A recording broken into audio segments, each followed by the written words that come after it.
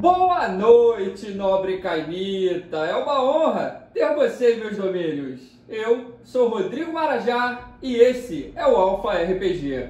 Galera, no vídeo de hoje a gente vai falar sobre o Mika Vaikus, ou Sasha Vaikus, que é um Tizimice de 6ª geração, transformado no ano de 1002 e que é o personagem principal do clã Tizimice em Vampiro à Máscara e em Vampiro à Idade das Trevas. Galera, descendente da família Vaikus, uma realeza dos Cárpatos, Mika cresceu supondo que herdaria as terras e o título de seu pai. Ao se tornar adolescente, no entanto, ele começou a ter visões e sonhos muito estranhos. Uma velha herborista tentou resolver o problema daquele jovem garoto, mas foi incapaz de encontrar uma cura. Então a velha sugeriu que a família Vaikus levasse Mika para ver um feiticeiro que morava ali perto do castelo. Lá, o jovem Vaikus acabou descobrindo que ele, na verdade, era um mago e que seus poderes haviam despertado naquele momento. E ele decidiu, então, se juntar àquela organização de magia que era conhecida como Casa Tremé da Ordem de Hermes. Ele foi levado, então, para a capela local daqueles magos e rapidamente ele dominou a magia básica, se tornando um promissor aprendiz. Como Mika fazia parte da família Vaikus, que eram os nobres ali naquela região, Mika foi capaz de facilitar o caminho para que os magos da Casa Tremé pudessem estabelecer várias capelas na Transilvânia. E isso era muito importante para a Casa de Magos, que naquele momento, naquela época, ainda eram magos, não eram vampiros, pois eles tinham muito interesse nos poderes que emanavam daquele solo da Transilvânia. Mesmo que nessa época aqueles magos não entendessem ainda que todo aquele poder era emanado pelo demônio Kupala. E com a ajuda de Mika, várias capelas estavam sendo construídas. E com isso, a importância de Mika Vaikus para a Casa Tremé logo gerou um ciúme doentio, galera, em um mago brilhante chamado Goratrix, que logo se tornou o seu maior rival. Goratrix já tinha vários problemas com um outro mago chamado Étrios, e agora, se não bastasse, um adolescente estava simplesmente ofuscando todo o seu brilho. Para vocês terem uma ideia, galera, o Vaikus ele nasceu no ano de 976. Então, quando ele tinha apenas 4 anos de idade, em 980, foi a época, foi o ano em que o Goratrix já era um mago experiente, e foi nesse ano que ele fez aquele ritual para estabelecer a capela, a tão famosa Capela de Seores, né? Vocês lembram, né, que para estabelecer a Capela de Seores, o Goratrix ele fez um ritual bizarro na qual ele utilizou uma foice, se mutilou, inclusive nesse ritual ele acabou matando o mago Pontículos. A gente falou disso tudo, né, galera, no vídeo sobre o Étrios. Se vocês não assistiram ainda, deem uma olhada nesse vídeo sobre o Tremé Étrios, que também tá bem bacana. E essa capela, que foi criada pelo Goratrix lá em Seores, era simplesmente um caos. Ela sofria vários ataques dos Tizimice e de repente surge o Mika Vaikus ali e começa a estabelecer várias e várias capelas, pois ele conhecia muito bem aquela região ali na Transilvânia, né? Pois ele foi nascido e criado ali. O Mika, então, ele não podia fazer nada sem que o Goratrix o desafiasse ou o perseguisse.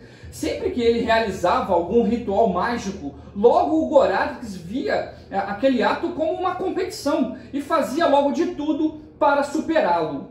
Até que numa determinada noite, quando o Mika Vaikus viajava pela Transilvânia a negócios pela Casa Tremé, ele foi atacado por vários vampiros do clã Tizimice, que simplesmente odiavam os magos, aqueles tais magos, né, da Casa Tremé, e os viam como ameaças, pois eles estavam se estabelecendo ali no território da Transilvânia. Galera, esse ataque à caravana do Mika realmente só aconteceu porque o Goratrix, que estava tomado ali pelo ciúme e pela inveja, enviou as informações sobre a viagem de Mika Vaikus para os Tizimices dos Cárpatos, inclusive dizendo aonde a caravana estaria, né? Goratrix ele esperava que os Tizimice nesse momento atacassem e matassem o Mika, e isso realmente aconteceu. Galera, quando os Tizimice atacaram e mataram vários magos que acompanhavam o Mika Vaikus naquela caravana, eles reconheceram o Mica. Os Tizimice daquela região, eles conheciam a realeza da Transilvânia. Eles conheciam a família de Vaicos e perceberam que seria muito bom para o clã ter um Vaicos em suas fileiras. Então, eles, ao invés de matar o Mica Vaicos, eles decidiram abraçá-lo e tornaram Mica Vaicos um membro do clã Tizimice. Isso no ano de 1002. Galera, 20 anos depois, já em 1022, os magos Tremé conseguiram se tornar imortais, realizando um ritual desenvolvido por Goratrix, que utilizou sangue Tizimice, e os magos viraram simplesmente vampiros também. O Mica, ele soube desse feito, né? Ele soube que seu rival Goratrix tinha sido o responsável por aquele ritual de transformação. E então, completamente revoltado com tudo que estava acontecendo naquele momento, né, todas aquelas mudanças que ocorreram com ele, né, o Mica, no fundo, galera, ele odiava o seu próprio clã, né, os Tizimice, ele também odiava aquilo que ele havia se tornado, e ele também odiava os Tremé. Então, o Mica, buscando uma nova vida, né, ele optou por fugir para Constantinopla com a ajuda do seu senhor, do Simon, que foi quem havia transformado o Mica em vampiro, né? E o Simon também, de certa forma, era um Tizimice meio renegado naquela época. E lá, em Constantinopla, o Mica recebeu o abrigo dos Obertos, que eram uma linhagem revenante, uma família de carniçais, eruditos e clérigos dedicados exclusivamente ao Tizimice chamado Drácon. E esses eruditos controlavam alguns territórios e também a principal biblioteca de Constantinopla, a Biblioteca dos Esquecidos. Galera, a Library of Forgotten é uma biblioteca muito vasta que possui uma coleção de tomos muito antigos, de valor ocultista inimaginável. E ela foi criada por Drácon, o Matusalém Tizimice, durante os séculos VII e VIII.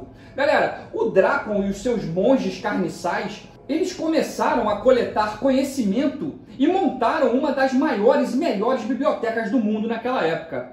Um pouco antes da destruição da Biblioteca de Alexandria, o Drácon enviou os seus monges para transcrever alguns dos mais preciosos pergaminhos, salvando uma série de tomos e livros que muitos pensavam que haviam sido perdidos para sempre.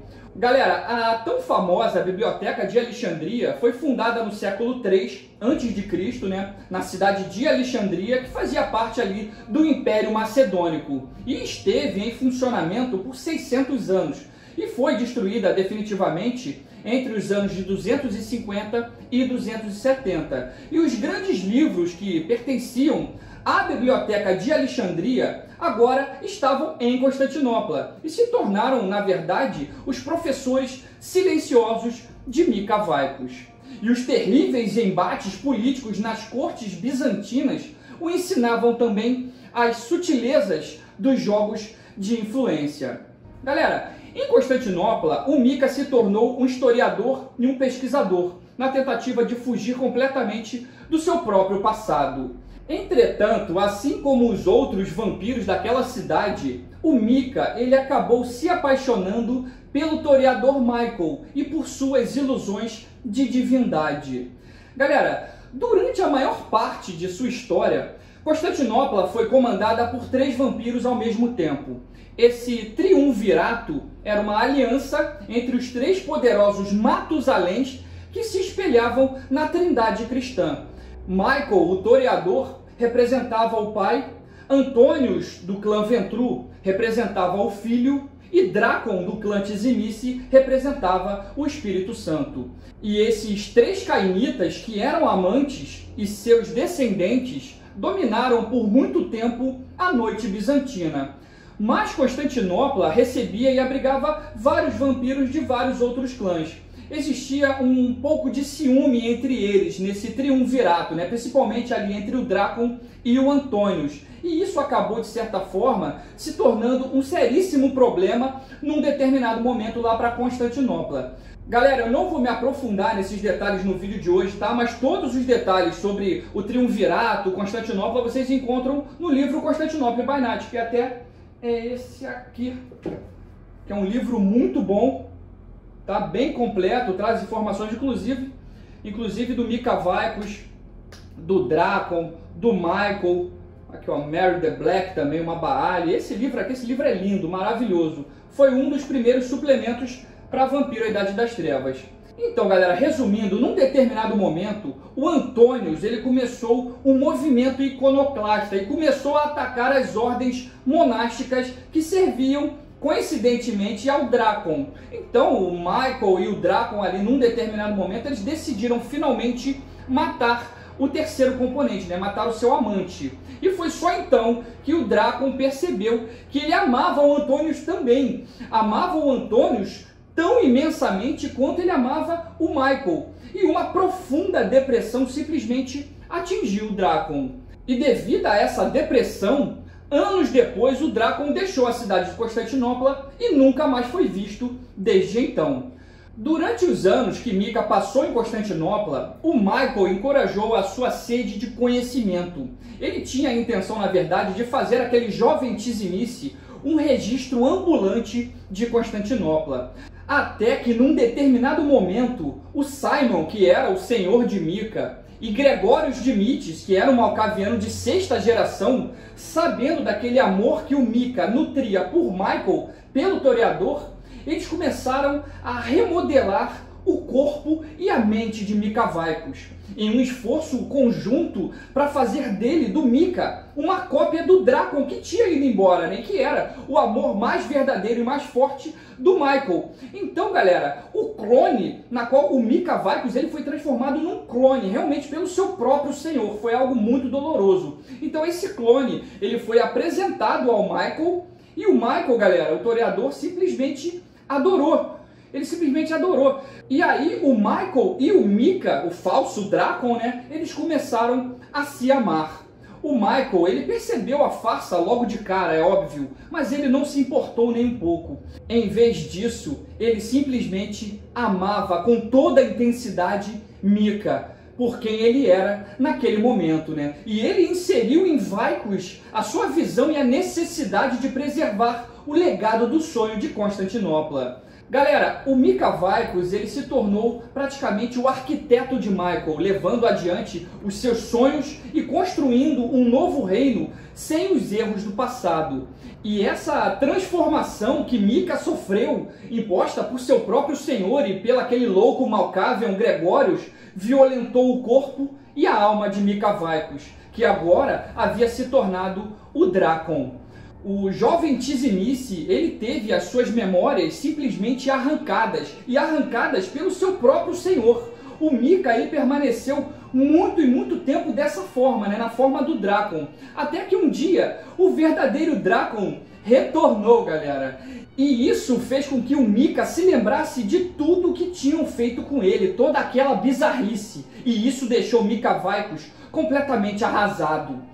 Os anos se passaram e já em 1204, Constantinopla infelizmente foi saqueada e queimada pelos cruzados da Quarta Cruzada. E nesse ataque dos cruzados, o Michael, o toreador, ele acabou encontrando a sua morte final, se deixando de certa forma diablerizar por Mary the Black, que foi uma carniçal do próprio Michael, né, tempos atrás, e tinha naquele momento se tornado uma Baali. Encerrando assim, galera, aquele tão famoso triunvirato de Constantinopla. De qualquer forma, com a Quarta Cruzada destruindo Constantinopla e com Michael morto, tanto Mika quanto o seu senhor Simon fugiram para os Balcãs, uma região ali um pouco mais montanhosa ali naquela região. E eles foram para uma fortaleza que Mika havia negociado com 2 Tizimices, um chamado Lugogi e outro chamado Velaia. Esses Tizimice, galera, eram da Transilvânia, tá? E eles compartilhavam os mesmos interesses acadêmicos que Mika Vaikos. E eles mantinham contato por todo esse tempo. Principalmente porque Mika Vaikos buscava muito aprender os segredos da taumaturgia, na esperança de um dia conseguir enfrentar o seu rival Goratrix no seu próprio jogo. Então, Cria e Senhor, Mika e Simon viajaram juntos pelos vários feudos de seus anfitriões, Lugogi e Velaia, até que Mika soube das ambições do príncipe Ventru chamado Jürgen von Verden, que comandava Magdeburg, uma cidade alemã ali próxima. Então, procurando estabelecer um domínio para si mesmo no território do voivodato Tizimice, ele com certeza entraria em conflito com Vladimir Rustovich, que era o voivode dos voivodes. Então, planejando se fortalecer na fraqueza do voivodato, o Mika decidiu abordar os Ventru para usar aquele território ali conquistado na Hungria, né, instalando ali um domínio localizado entre os feudos da Cruz Negra, que era comandado pelos Ventru, e o voivodato, que era controlado pelos Tizimice. E esse domínio, naquele momento, estava sob comando dos Robertos Tizimice, que eram aqueles revenantes crias do Drácon. E para evitar uma guerra custosa para ambas as partes, eles acabaram cedendo, né, Ventru e Tizimice, formando ali o Estado Obertus, que estava naquele momento sob controle do pai de Mika e de Mika, né, do Simon e de Mika. O próprio Mika Vaikus, ele atuou como um diplomata, tá, galera? Muitas vezes viajando extensivamente por todo o país para manter laços diplomáticos com todos os outros Tizimice. E durante essas viagens, o Mika, na companhia e sob instrução do seu novo mentor, o Condum Elias Selfrumus, acabou conhecendo mais detalhes sobre a feitiçaria Condum e se aprofundando em uma nova trilha, o caminho do pecado. E esses dois rapidamente se tornaram amantes e companheiros de viagem, com Mika se deleitando completamente em toda aquela liberdade que a sua nova trilha lhe oferecia. Galera, alguns anos depois, algo bizarro aconteceu.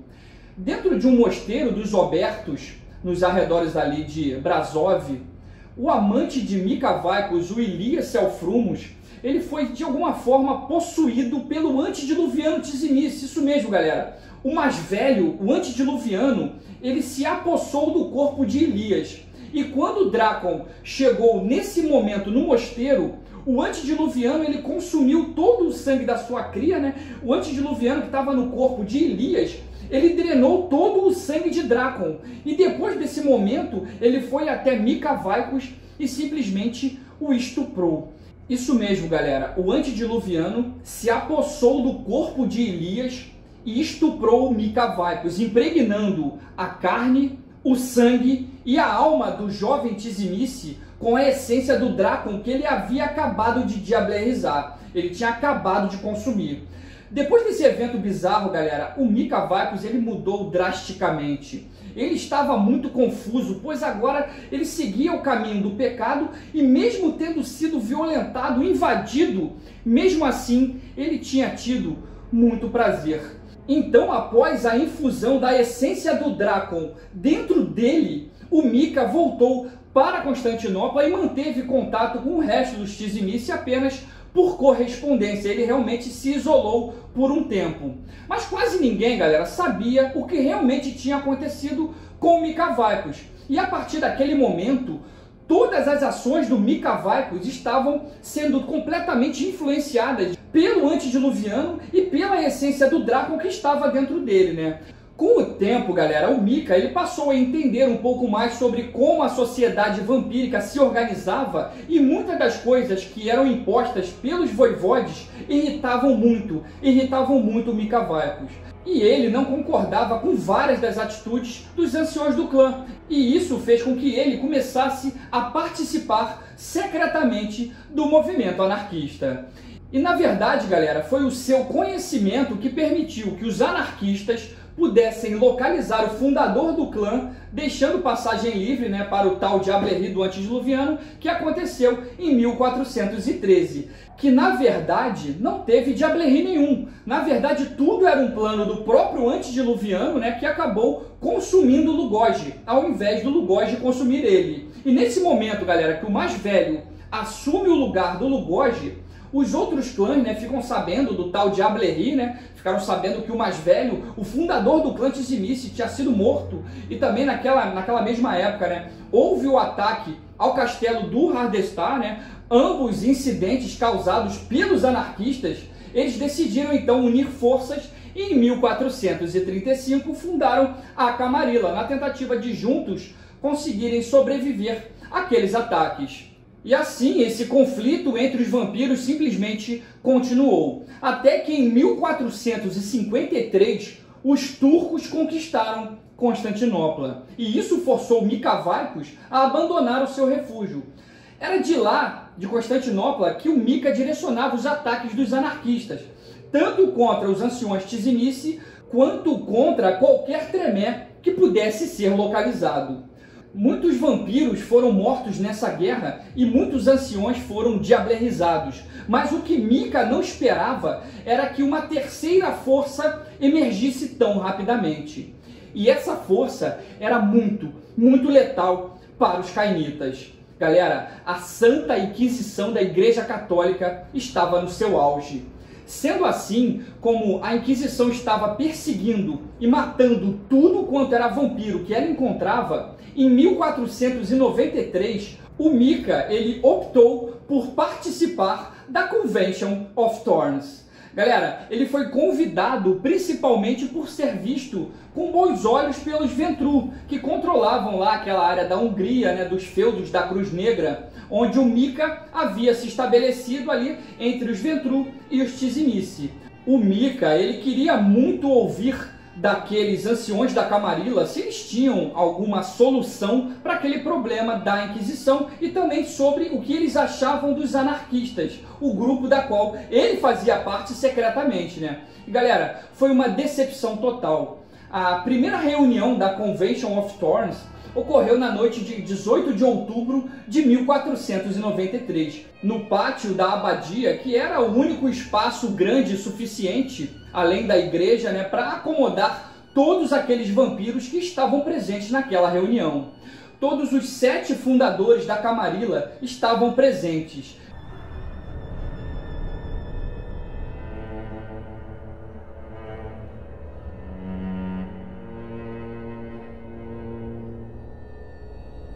Bem como Mika Vaikos e os outros líderes do movimento anarquista.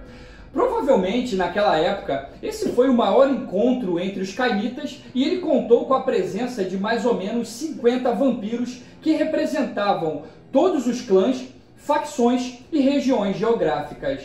E nessa primeira noite, Eleanor de Valois, do clã Bruhá, declara aberta formalmente a Convention of Thorns e descreve as 3 questões que seriam debatidas ali naquele encontro. E dessa forma, as conversas entre os membros presentes ali naquela reunião se inicia. Logo na segunda noite, em 19 de outubro de 1493, na segunda reunião, os resultados das discussões da noite anterior são resumidos ali para aquela assembleia. E é nesse momento que Mika Vaikos, pegando todos de surpresa, ele simplesmente faz um discurso apaixonado em favor dos objetivos dos anarquistas. Isso mesmo, galera. Nesse momento, Mika Vaikos assume ser um anarquista.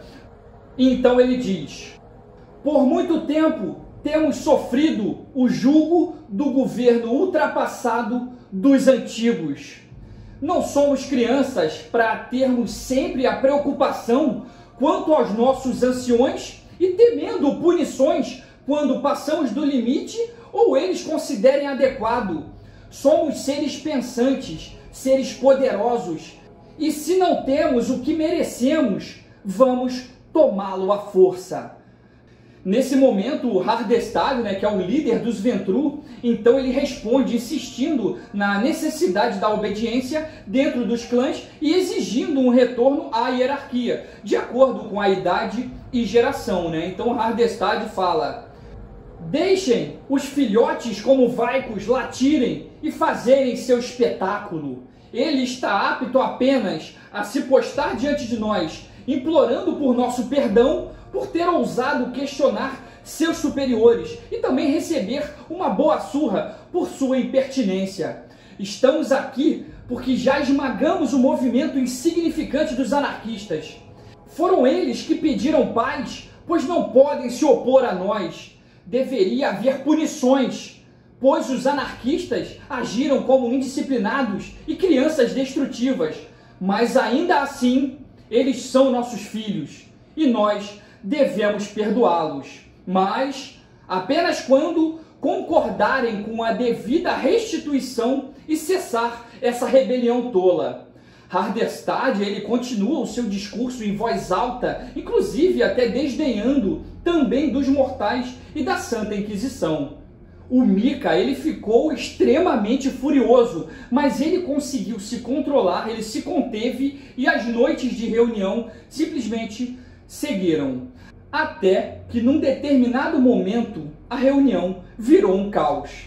Expressando o seu completo desacordo com os planos de Hardestad, que mais uma vez estava sendo arrogante e hipócrita, o Vicus, ele não se conteve. Em um momento de raiva e de vulgaridade, ele simplesmente arrancou, galera, os seus próprios órgãos genitais com vicissitude, né? E jogou no rosto do Ventrue Hardestad. Foi aquela confusão, galera, simplesmente uma discussão generalizada, né? Até que num determinado momento daquele conflito, daquele embate, a Tyler, que era uma bruxa anarquista, que também estava presente na Convention of Thorns e que há tempos atrás havia atacado o castelo do Ventrue Hardestad, a Tyler, ela decidiu atacar o Hardestad novamente, galera, no meio da reunião, e ela feriu o Ventrue. E a maioria dos anarquistas que estavam ali aplaudiu, apoiou a atitude da Tyler, né? Porém, depois daquele ataque, a maioria dos anarquistas fugiu, né, durante aquela confusão.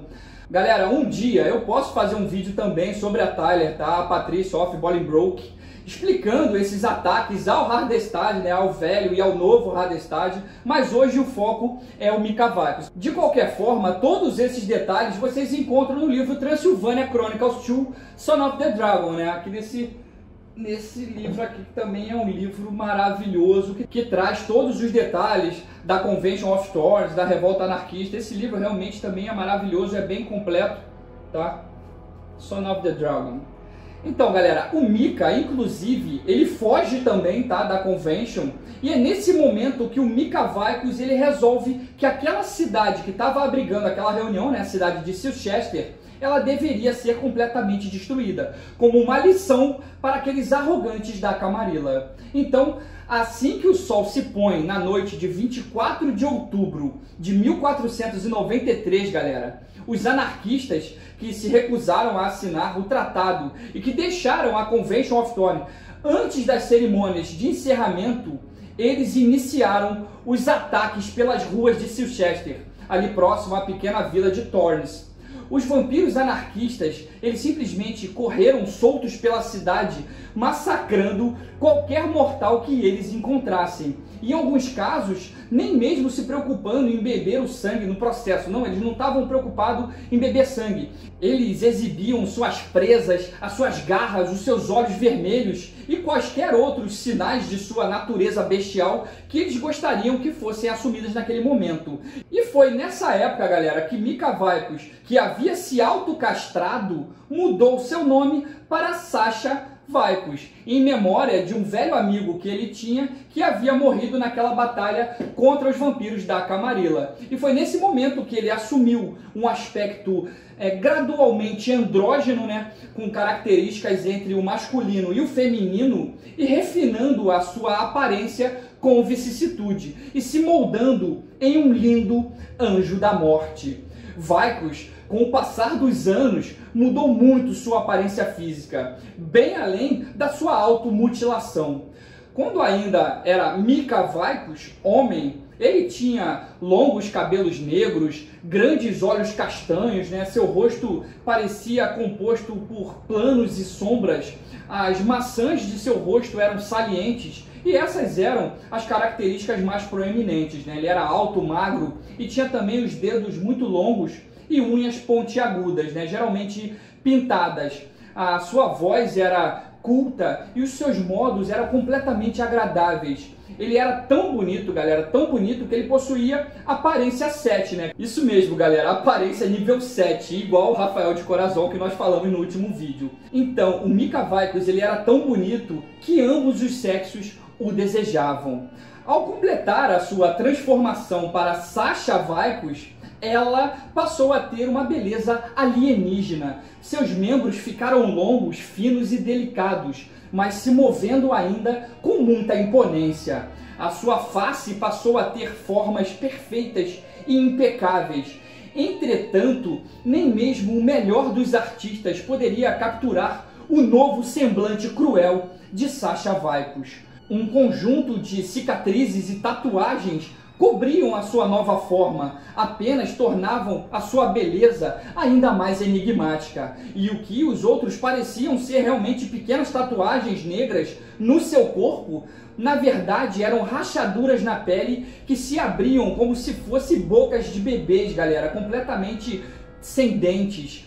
A habilidade de Sasha Vaicos ao utilizar vicissitude permitia que ela pudesse falar com essas mini bocas no seu rosto, criando um coro de vozes que deixava muito nervoso qualquer vampiro que fosse tão resoluto. A Sasha, ela exibe essas marcas como troféus e às vezes ela simplesmente as acaricia com muita ternura.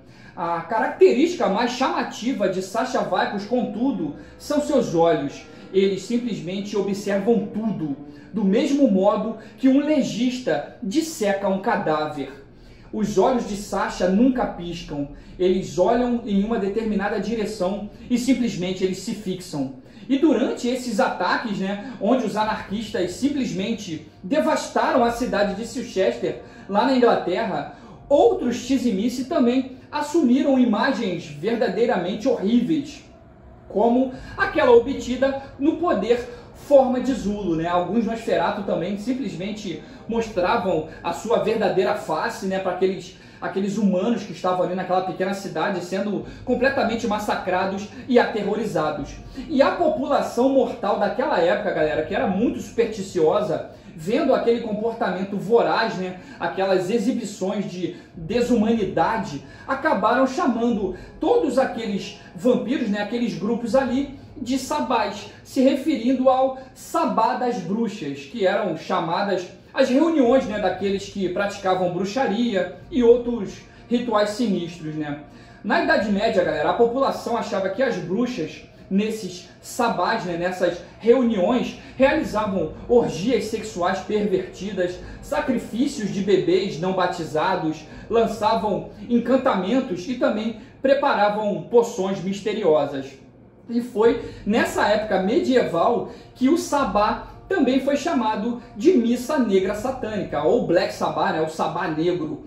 Tudo fruto do conceito errado que muitas pessoas tinham decorrente de séculos de propaganda antipagã da Igreja Católica, E o fruto do medo e da ignorância e da imaginação também excessiva da população da Idade das Trevas, da Idade Média. Então foi assim, galera, que surgiu o sabá. O sabá, na verdade, ele acabou se tornando uma organização de vampiros que rejeitavam todas aquelas tradições da Camarilla, as tradições dos vampiros do sabá. Eles simplesmente não aceitavam aquelas tradições.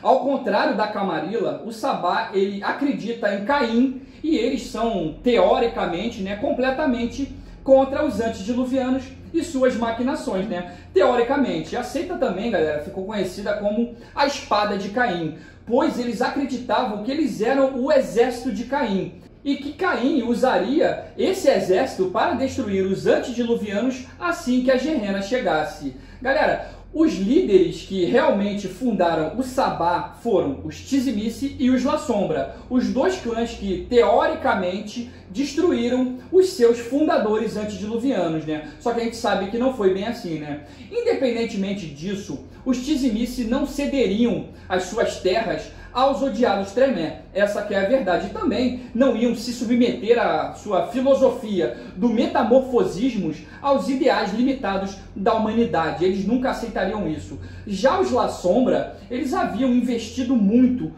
na revolta anarquista. O próprio Gratiano de Veronese, havia diablerizado o antediluviano La Sombra, isso em 1405, e um grupo de anciões também tinha sido completamente devorado.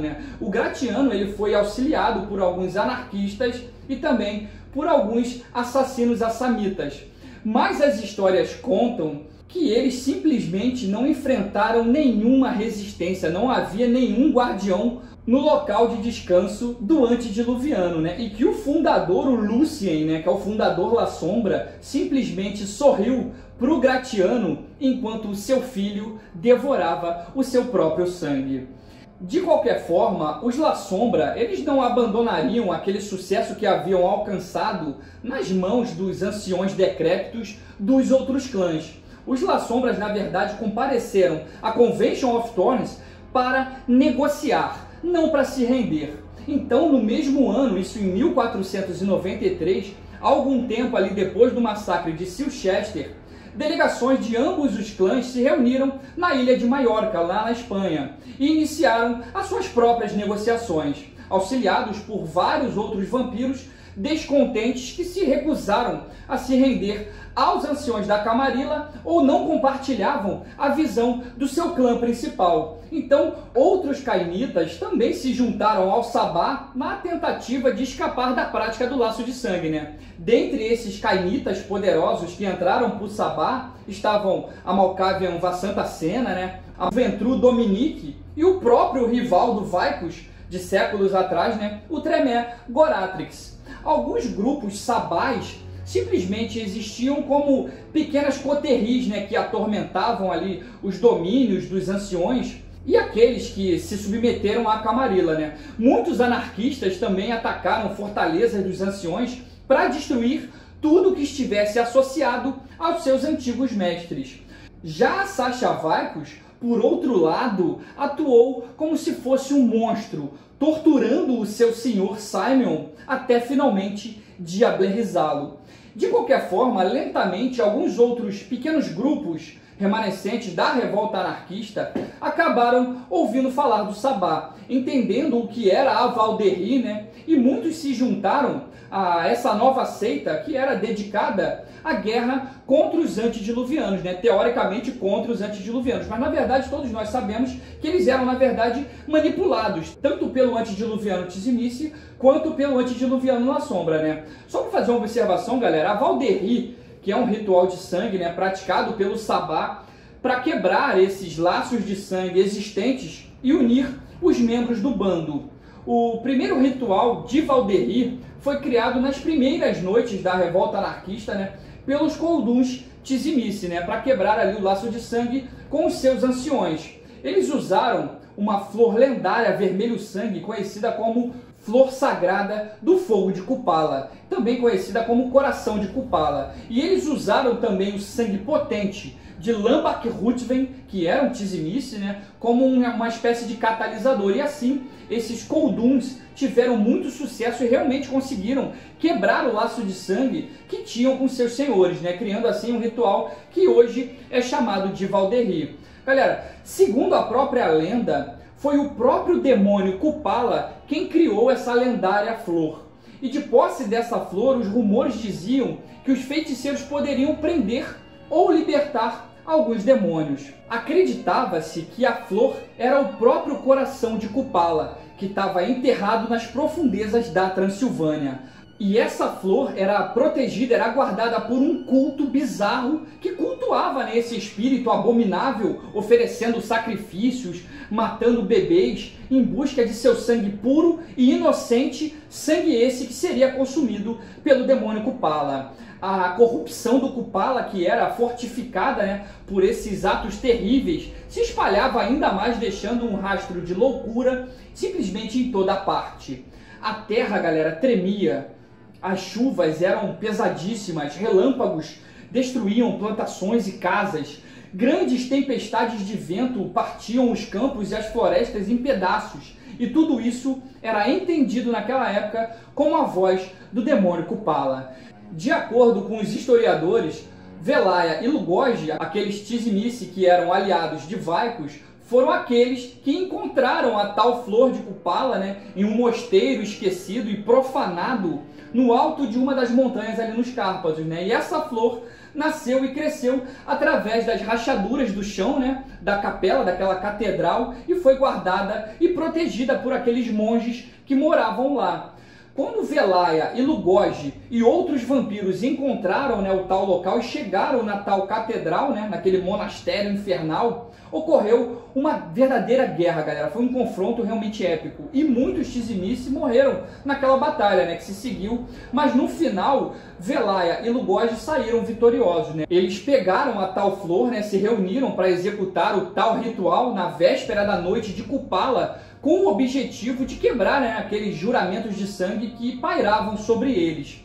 No entanto, galera, a verdade era que essa flor sagrada era mais um componente do plano bizarro do próprio antediluviano Tizimice. A flor era o seu próprio corpo.